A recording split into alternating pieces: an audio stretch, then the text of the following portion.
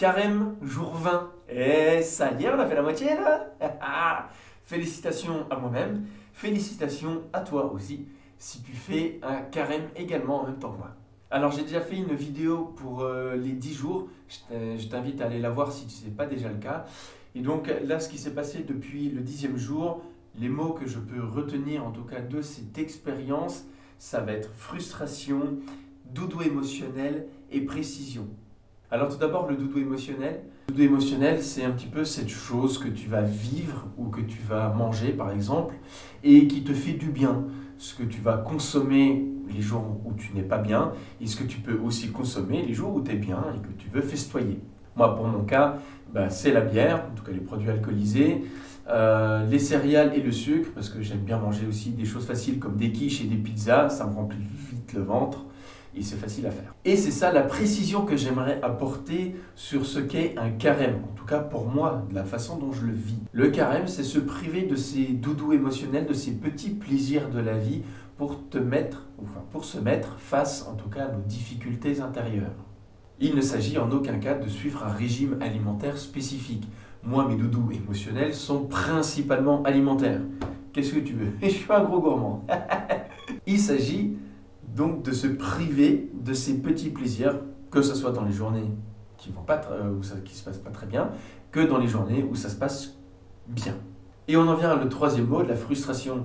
Un copain m'a posé la question justement cette semaine en me disant « mais est-ce que ça ne va pas générer des frustrations ?» Et bien si en fait, et c'est le but. C'est le but.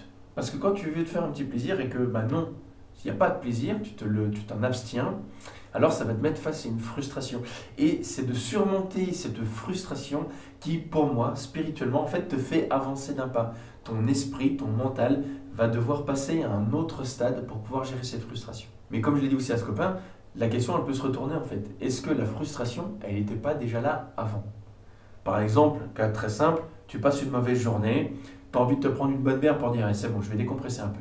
La bière, qui est le doudou émotionnel, si tu dis non en fait, pas d'alcool, et là tu es frustré. Est-ce que tu étais frustré de dire non à la bière ou est-ce que tu es frustré finalement parce que tu as passé une mauvaise journée? Et je pense qu'il y a bien des cas où en fait la frustration, ou en tout cas ce qui amène la frustration, vient déjà de ce que tu as vécu avant. Et c'est pour moi ça, le démon intérieur sur lequel il faut mettre le doigt pendant ce carême. Et donc c'était bien ça la petite précision que je voulais aussi apporter pour le carême. Je sais que dans le groupe WhatsApp qu'on a mis dans le challenge des 40 jours, il y en a beaucoup qui ont fait un challenge des 40 jours pour se prendre de nouvelles habitudes alimentaires. Pour ma part, je ne considère pas ça comme un carême.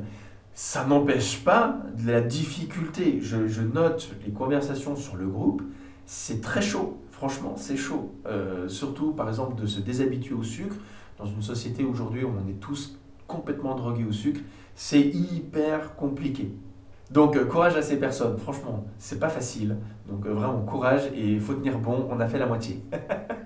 Mais pour ma part, le carême, c'est aussi me mettre face à mes démons intérieurs et c'est en fait légèrement différent. Il y a une sorte d'engagement fait de moi à moi-même pour me priver de plaisir, pour justement faire ressortir ces démons de moi, tout simplement. Voilà, écoute, j'espère que pour toi, le carême, ça se passe bien. N'hésite pas à mettre en commentaire de cette vidéo, par exemple, qu'est-ce que tu ressens finalement de cette première moitié de carême, ou si tu as déjà fait des carèmes, qu'est-ce que tu as appris de ces périodes-là.